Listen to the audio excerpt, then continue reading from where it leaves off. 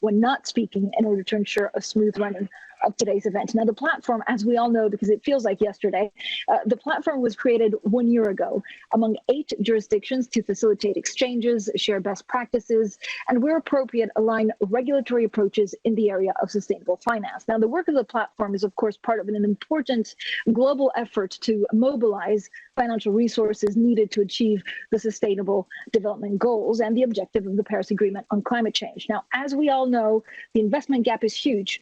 And fortunately, the topic has attracted growing interest among policymakers and markets, including during the COVID pandemic. Now, today's event really marks a good moment to reflect on the progress achieved to date and on what the next steps and developments are likely to look like. I am delighted to be joined today by a number of distinguished speakers, including our co-hosts, the Managing Director of the International Monetary Fund, Kristalina Georgieva, and the Executive Vice President of the European Commission, Mr. Valdis Dombrovskis. Now, the first panel of this event, for which we have the honor to also have with us Mr. Dombrovskis, but also the governor of the People's Bank of China, Yi Gang, will present the results of the first year of activity of the IPSF and make important announcements on its deliverables for the next year. So without further ado, then we have a number of panels after that. I would invite the Managing Director of the IMF, Kristalina Georgieva, and co-host of today's event to kick off our discussion. Over to you, MD.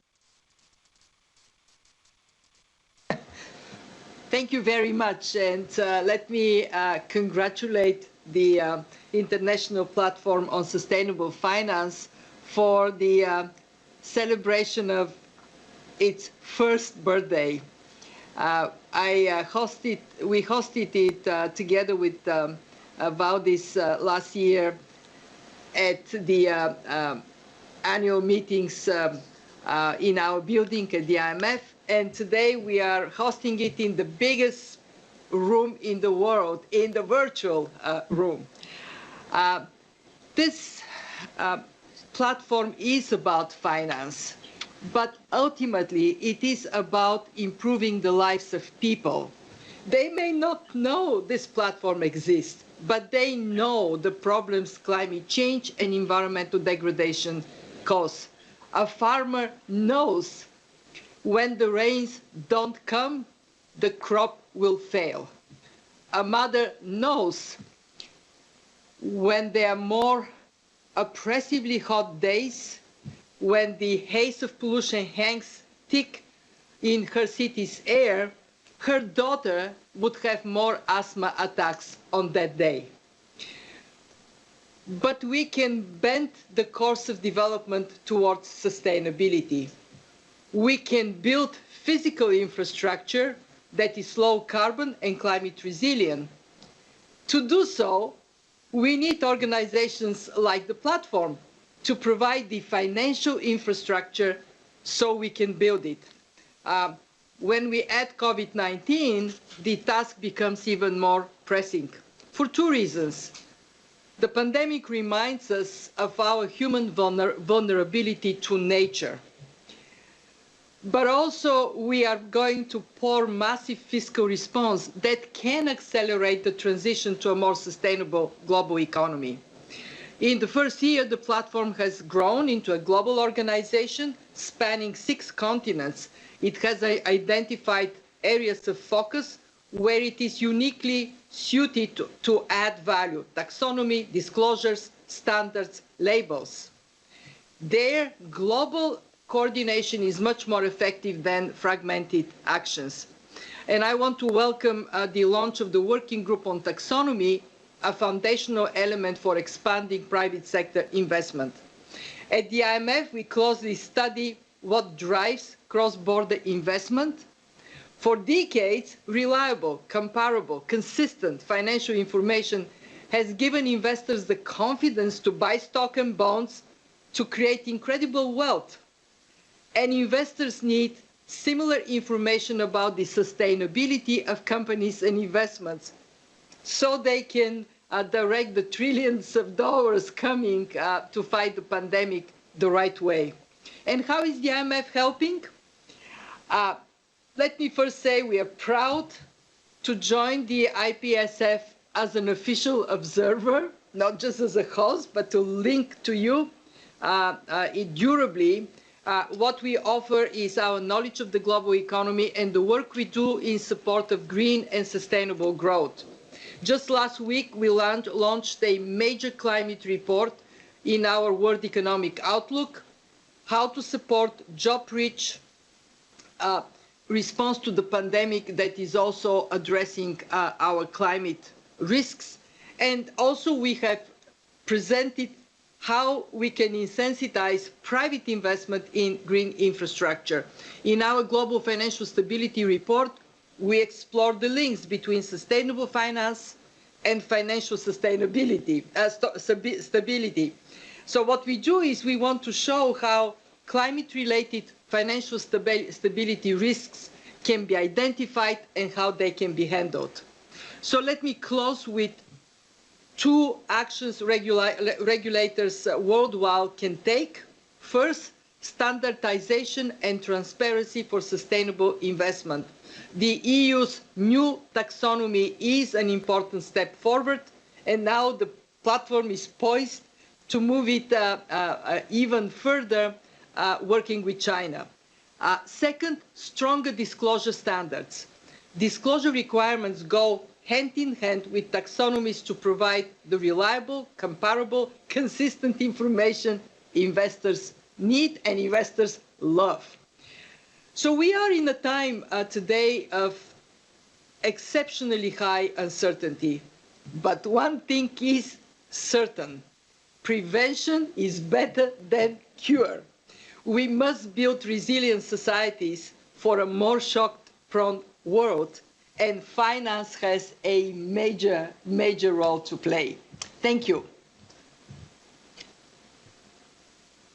Kristalina Georgieva, thank you so much. And prevention indeed is better than cure. I'm now pleased to welcome our speakers from the EU and China, the two jurisdictions that have probably gone furthest in sustainable finance, including on developing so-called taxonomies for sustainable investments. Now, they have very important messages on announcements to make today on what IPSF achieved this year and how they're actually planning also to step up cooperation on further comparing the respective sustainable finance measures taken. So first of all, let me welcome, of course, Mr. Valdis Dombrovskis, Executive Vice President of the European Commission, to start us off.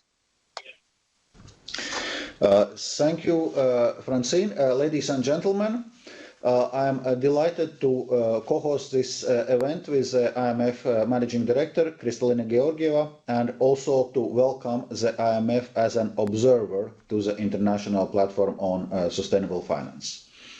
1 year ago was already a milestone for sustainable finance. Today is another. Our discussion today and the publication of our first annual report confirm the financial sector's importance in helping to address global environmental challenges. As the report says, there is cause for optimism. Sustainable finance markets have grown massively in recent years. The climate finance market is now worth almost €500 billion, and more than half of that comes from private sources. But it's still not enough to reach the goals of the Paris Agreement. According to the OECD, this will require annual investment of more than €6 trillion annually. So we still need to do more, and this is why we set up the International Platform of Sustainable Finance 1 year ago in Washington. Since then, we have grown from 8 members to 14, representing around half of the world's population, emissions, and economy. Our member countries have gone further to integrate sustainability into the financial system. We are pleased to work with China in leading work under the IPSF towards common ground taxonomy.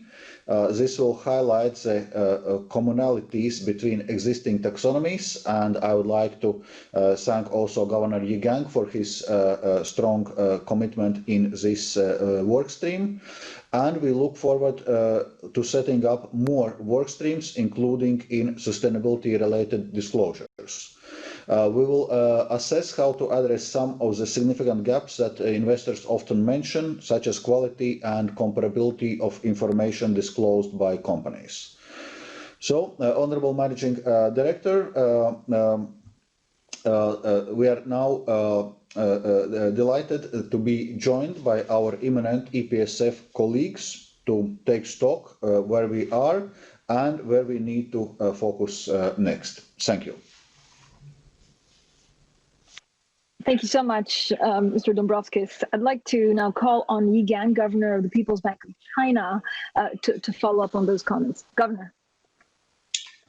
Thank you. Good afternoon, Executive Vice President Dombrovskis, and good morning, Managing Director Georgieva, dear colleagues. I'm very glad to join you in this virtual format to mark the 1-year anniversary of the IPSF.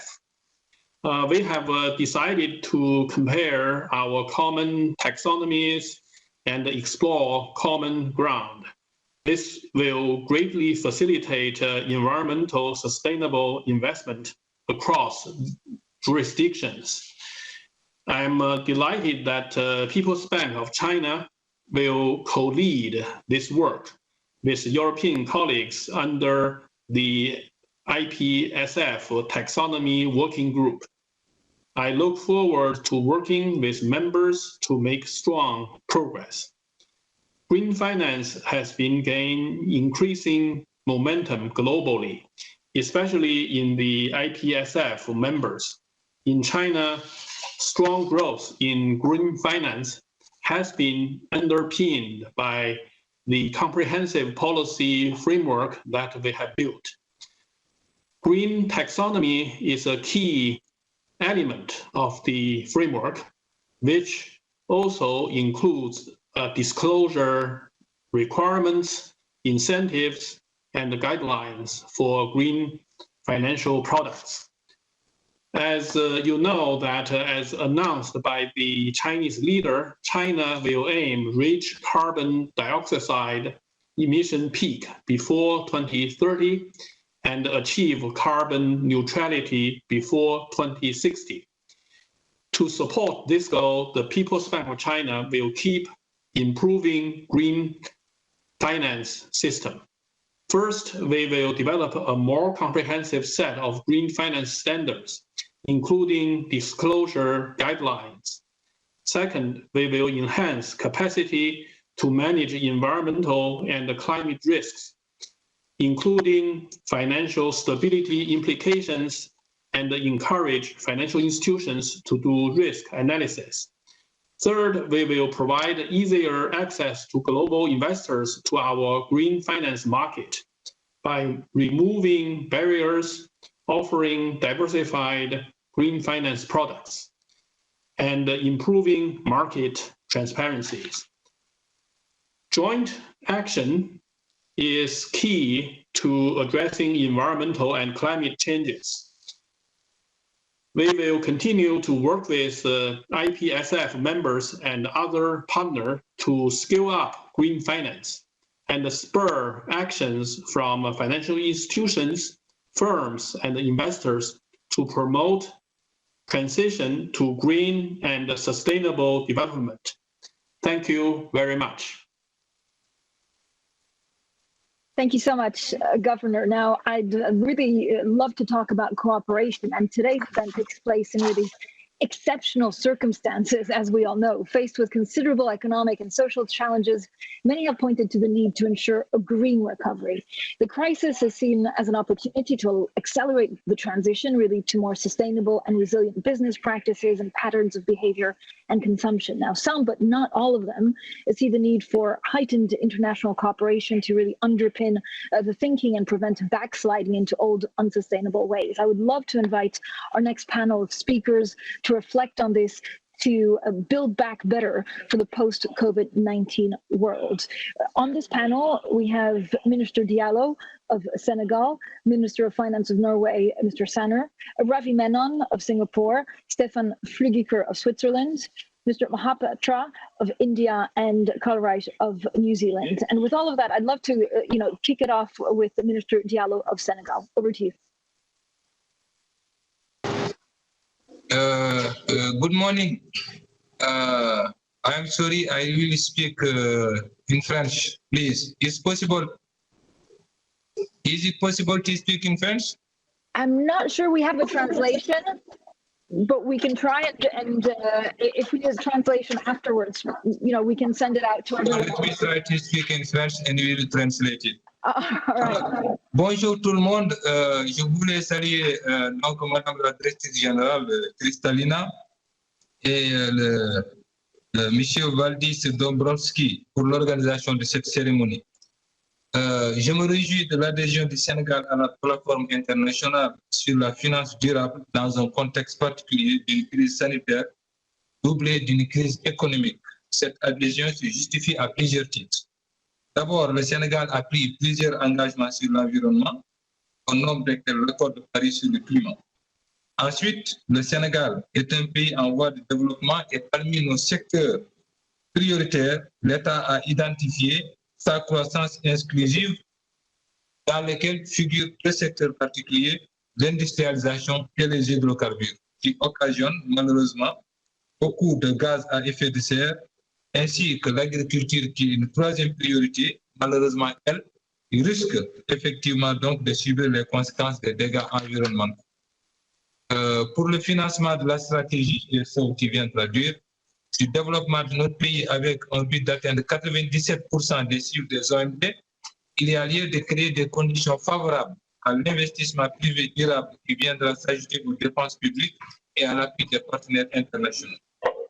Le Sénégal fait aussi partie de l'UEMOA, cette union donc, dans laquelle figurent effectivement donc, beaucoup de projets innovants et plusieurs réformes importantes qui concernent le secteur financier. Il s'agit de l'inclusion financière, de la finance islamique, de la création d'un observatoire de la qualité des services financiers et la promotion du crédit bail et de la facturage. L'autorité de régulation des marchés donc de la sous-région a souhaité lancer donc des émissions d'obligations vertes, sociales et durables au cours de cette année 2020 et le Sénégal effectivement manifeste tout ce soutien pour cette acte. Sur toutes ces considérations, l'État du Sénégal a jugé opportun d'adhérer à la plateforme internationale sur la finance durable. Nous restons convaincus que cette plateforme d'échange nous permettra d'approfondir la réflexion sur les questions liées à la finance durable et qui ne sont pas suffisamment évoquées en ce moment au niveau national et sous-régional.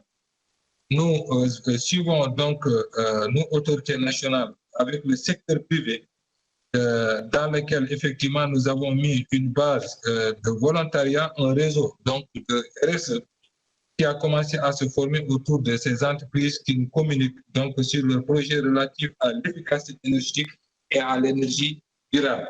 Très rapidement. Minister, yes. Actually, so I think we'll send a translation afterwards. I think many of the participants understood, and you were basically, I speak French, you were basically laying out some of the beautiful things that Senegal has done so far, and you were pledging to further commitment. So let me move on just for lack of time. And then we'll get back to you. On reviendra à vous après et on va envoyer une traduction, d'accord? Merci. Yes, thank you. Okay, merci. Thank you. Thank you so much. Could I please call on the Minister of Finance of Norway, Jan Tore Sanner? Thank you and good afternoon from Norway. The COVID-19 pandemic still weighs heavily on the global economy. But downturns also bring opportunities for improvement and innovation. It gives us an opportunity to build a better future through a sustainable green recovery. Increasing national ambition under the Paris Agreement is the first step on the path to a green recovery. In February, we strengthened Norway's national determined contribution for 2030. Our target is to reduce emission by at least 50% and towards 55% compared to 1990 levels. In September, we proposed to launch a carbon capture and storage project in Norway. The project includes funding of infrastructure with capacity to connect other carbon capture facilities to a storage facility. However, national efforts are not enough. They must be underpinned by multilateral dialogue and cooperation. To accelerate the pace of the clean energy transition, we need the private sector on board. Significant mobilization of private investment and a shift of financial flows in a sustainable direction is a prerequisite for success. Authorities have key roles by developing sound regulatory frameworks to enable and require financial markets to take environmental factors into account. Our frameworks should also provide the right incentives and contribute to efficient pricing of climate risks. I welcome the leadership of the European Commission. The report presented today shows the significant effort by the platform's members in order to support sustainable finance. As a member of the European Economic Area, Norway participates in the single market, and EU sustainable finance legislation is implemented in Norwegian law. Like the COVID-19 pandemic, financial markets are global. Development of national and regional frameworks is essential, but global coordination is key to maximize the impact of our initiatives. The international platform can contribute to enhance transparency, reduce transaction costs, and facilitate cross-border green capital flows. Today's launch of the Taxonomy Working Group, co-chaired by China and EU, is an important first step in this direction and will be welcomed by global investors. Thank you.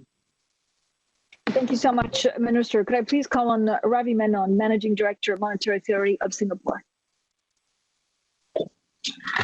Thank you, Francine. And very good morning, afternoon, and evening to everyone here. I'm happy to be here. The COVID-19 pandemic has imparted new urgency to the sustainability agenda. It has sensitized people to how vulnerable we all are to the forces of nature. It's highlighted the need for global cooperation and collective action to overcome transnational challenges. The fight against climate change can be won only if Asia can make the transition to a low-carbon future. Asia accounts for half of global greenhouse gas emissions. Yet, we know Asia's demand for energy will only continue to grow. Millions of people still do not have access to electricity. Asia's transition to lower emissions needs to be progressive, yet determined. A critical enabler of Asia's march towards sustainability will be green finance. Finance fuels the economy, shapes investment decisions, drives action. Tens of trillions of dollars in financing will be required for Asia's transition. And these financing needs can be met only through a combination of public and private capital. As a champion of sustainable development and an international financial center, Singapore can play an important role in mobilizing green finance to facilitate Asia's transition to a sustainable future. Singapore has launched a Green Finance Action Plan comprising 4 strategies. First, strengthen the financial sector's resilience to environmental risks. We've issued a comprehensive set of guidelines on environmental risk management. We're building capabilities to stress test our financial system against different climate scenarios. Second, develop green financial solutions and markets. We've launched a green investment program to place $2 billion of our funds with asset managers committed to deepen green finance activities in Singapore. We've catalyzed the growth of the green bond market through a grant scheme, and we will soon launch a similar grant to support sustainability-linked loans. Third, harness technology to enable trusted and efficient sustainable finance flows. MAS has launched the 2020 Global FinTech Innovation Challenge to seek innovative solutions for challenges that financial institutions face in sustainability and climate change. Fourth and last, build knowledge and capabilities in sustainable finance. Earlier this week, we launched the Singapore Green Finance Center, a partnership between the Singapore Management University and Imperial College London Business School to conduct Asia-focused sustainability research and build talent in green finance. In closing, international collaboration is critical to scale up sustainable finance to support this important transition. The IPSF plays a very important role. IPSF's work to support convergence across taxonomies, standards, and labels and disclosures will prevent market fragmentation. By working together, we can harness the power of finance to rebuild an inclusive, resilient, and sustainable world. Thank you very much. Thank you so much for that, Ravi Menon. Let me now go to Stefan Flückiger, the Deputy State Secretary of the Federal Department of Finance in Switzerland. Dear Francine, thank you very much. Dear Kristalina, Mr. Vice President, Governor, dear ministers and colleagues, bonjour tout le monde. We are underway to a fundamental transformation of global finance. Climate change and the loss of biodiversity are the defining global challenges faced by our and coming generations. They increasingly affect entire populations, as Kristalina pointed out, and reshape their economies. As global challenges, they demand our global response. Government actions alone, however, will be not enough. It is upon us to set the framework conditions to harness the full potential of financial markets and the private sector. The IPSF is here to address exactly that. Happy anniversary.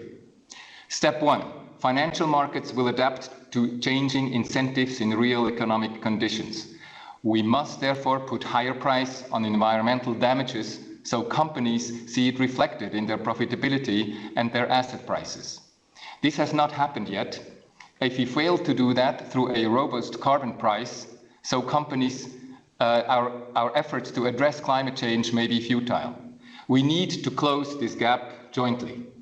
Step 2, financial markets will adapt to improve transparency on sustainability. Through our international cooperation, we need to establish a framework for disclosures on sustainability-related risks and impacts from the real economy. The key word here is globally aligned disclosures. Globally aligned disclosures allow the financial market to incorporate sustainability into their decision-making. They reduce systemic risks and promote the alignment of financial flows and international goals. Globally aligned disclosures reduce due diligence and administrative costs. Globally aligned disclosures enable governments to have a correct view on the progress toward the challenges we face. Switzerland is on board and committed to be part of this transformation. Thank you. Thank you so much. Let me just call now on C.S. Mahapatra, Additional Secretary, Department of Economic Affairs in the Ministry of Finance of India.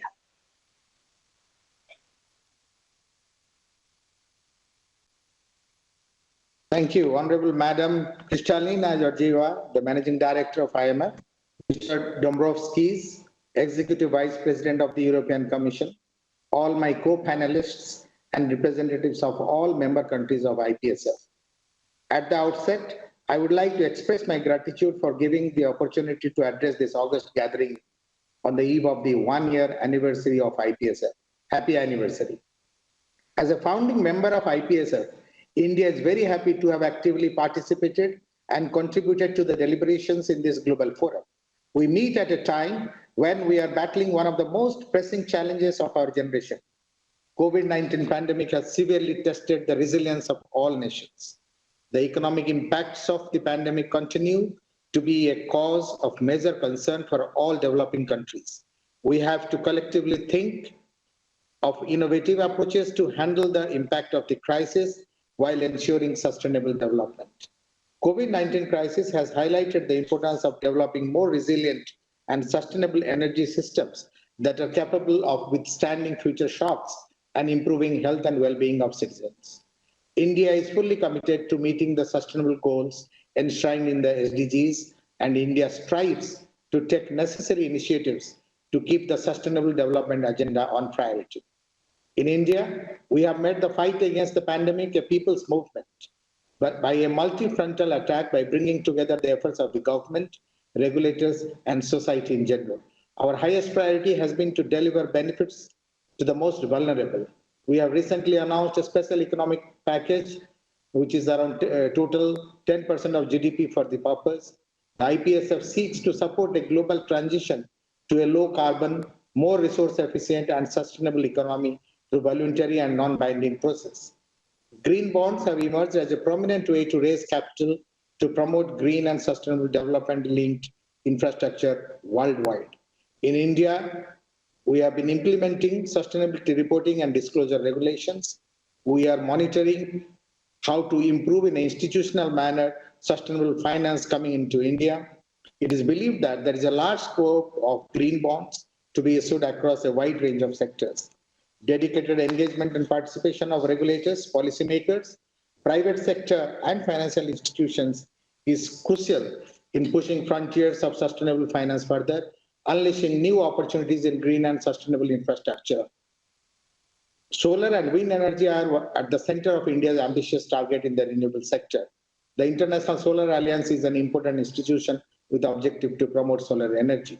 Investment, particularly in clean energy, is also needed to develop more sustainable systems, and we must therefore together pledge to rededicate ourselves to build back a better and healthier planet through sustainable finance and green finance. I hope that through this platform, collectively, we should be able to mobilize more private financial resources to places and sectors where it is needed the most. Today, we are at the cusp of a historic moment, and the actions that we take today will define the future of generations to come, not just of our countries, but the world at large. We must take collective efforts to ensure that our development agenda weathers the storm of COVID-19 pandemic and sets us on the path of building back better. Thanks a lot for your time. Thank you all, and namaste. Thank you so much. Carl Reich, New Zealand Ambassador to the European Union and NATO. Over to you. Thanks, Francine. Excellencies, colleagues, congratulations on this first anniversary. New Zealand, like other countries, is navigating the impacts of the COVID-19 pandemic, and we're looking ahead. We know that every dollar that we borrow to get through this crisis is a dollar that our children and grandchildren cannot use to get through the crises of their times.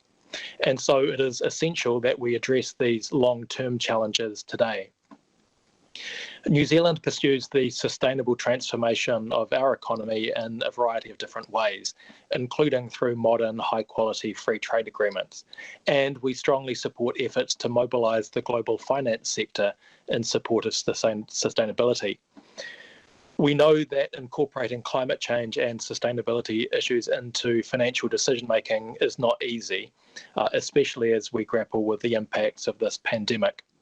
And that's why this platform is so incredibly important, to share perspectives and experiences with colleagues around the world. As we say in New Zealand, he waka eke noa, we're all in the same boat together. One example of New Zealand's work in this area is our planned introduction of a mandatory climate-related financial disclosure regime. This regime will apply across our entire financial sector and will cover around 90% of assets under management in New Zealand.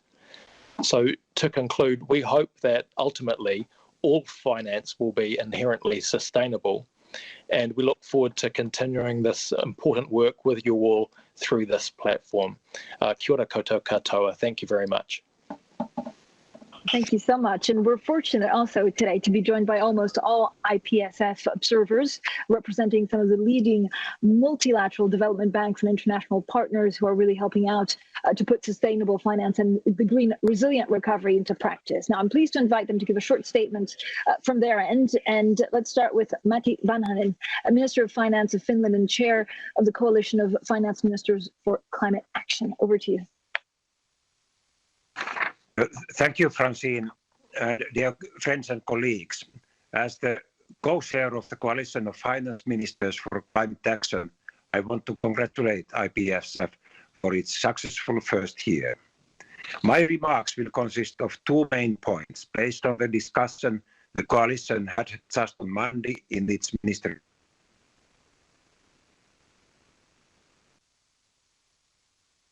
meeting principles.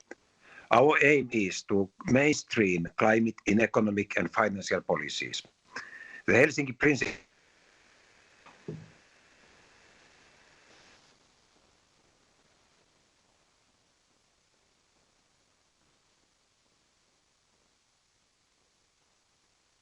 Principle 5 platform for fruitful cooperation. The work of the platform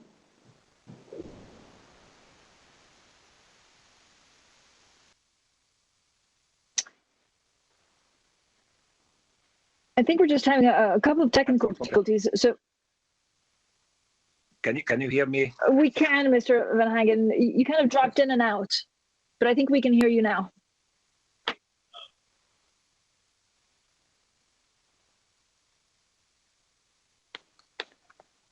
Mr. Van Hagen, maybe we'll try you at the end. Let me continue, and then we'll come back to you if we establish a better technical connection, maybe.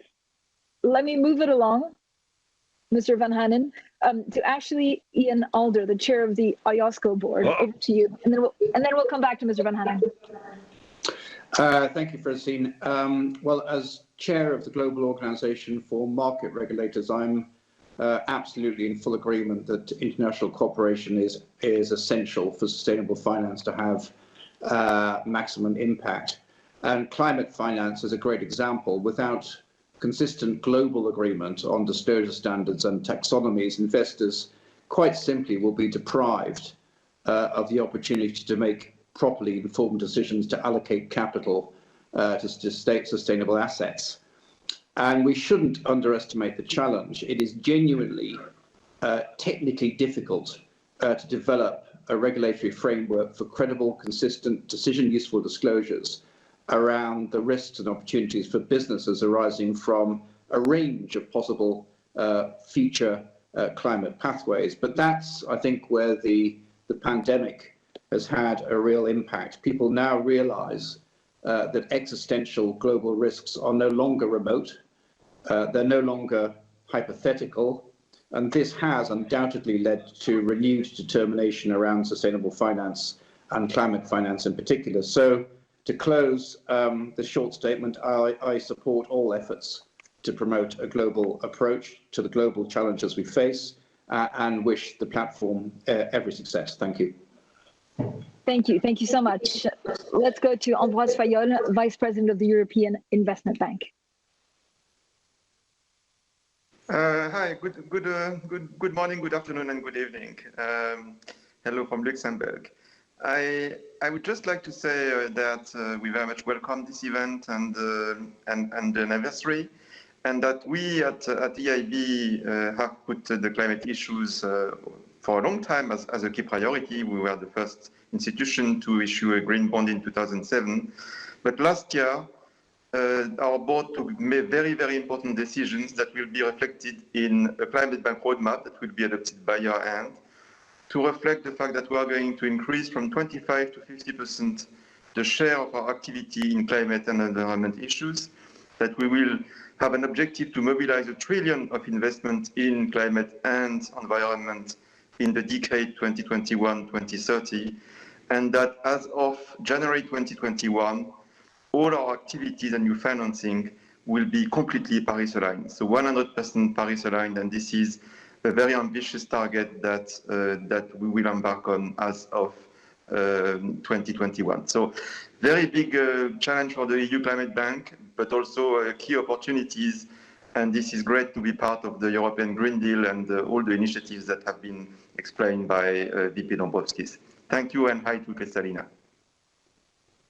Thank you so much for that. Let's go to Pierre Heilbronn, Vice President of the European Bank for Reconstruction and Development.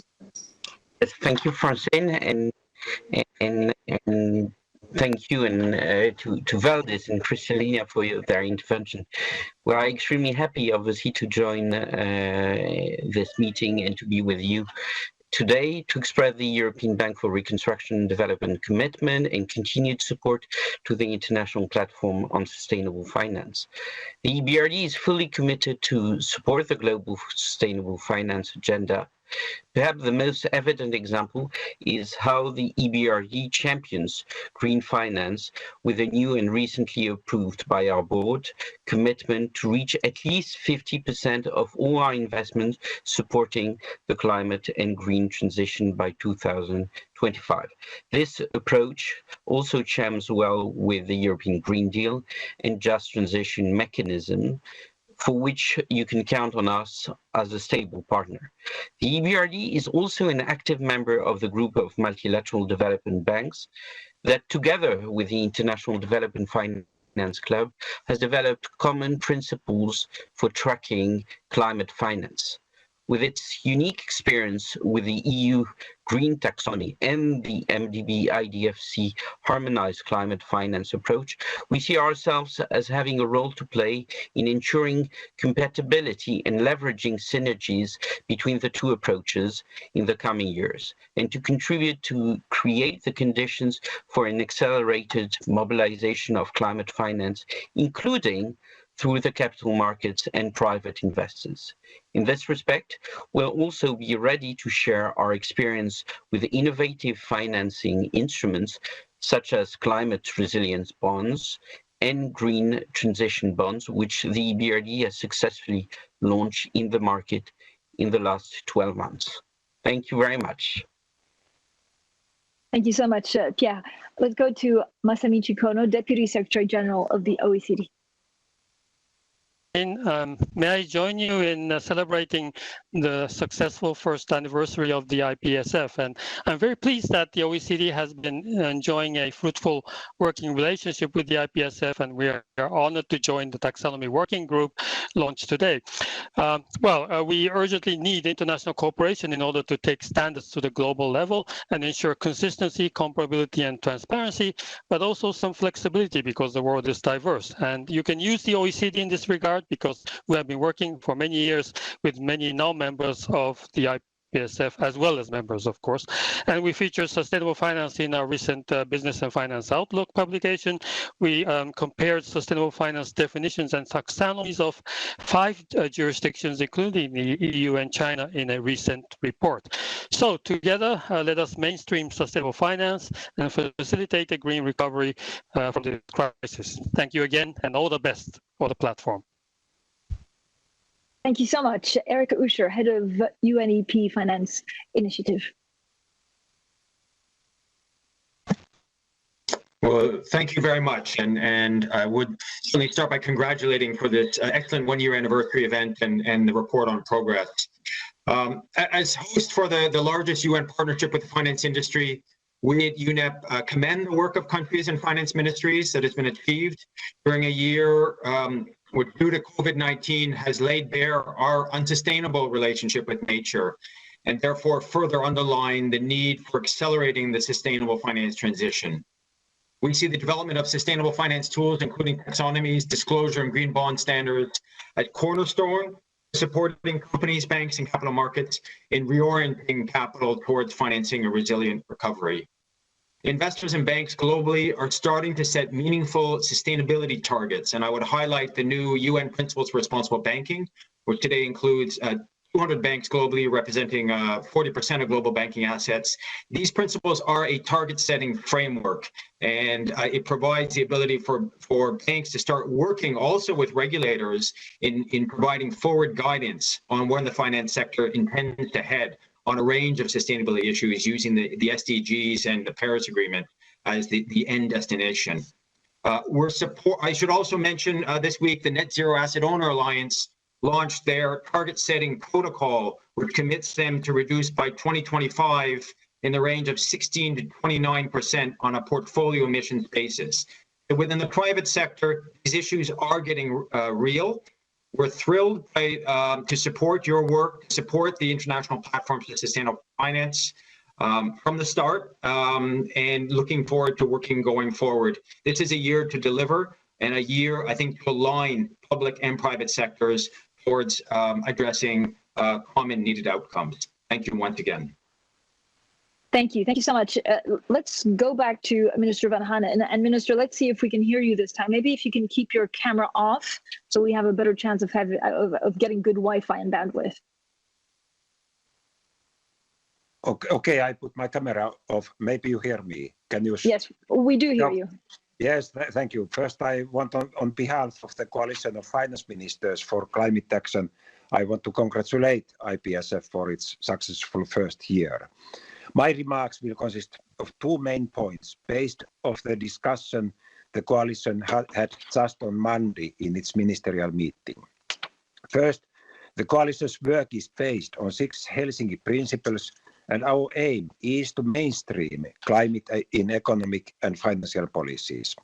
The Helsinki Principle 5 is specifically about mobilizing finance and investments. This is also the aim of this platform. I want to thank the platform for fruitful cooperation. The work of the platform complements our work in tackling climate change. Second, the corona crisis brings new challenges that underline the importance of the well-functioning financial markets. In these circumstances, the finance minister's role is to create trust and confidence. The signaling is the best medicine for investors to mobilize private finance and investments. Thank you, Francis, so much.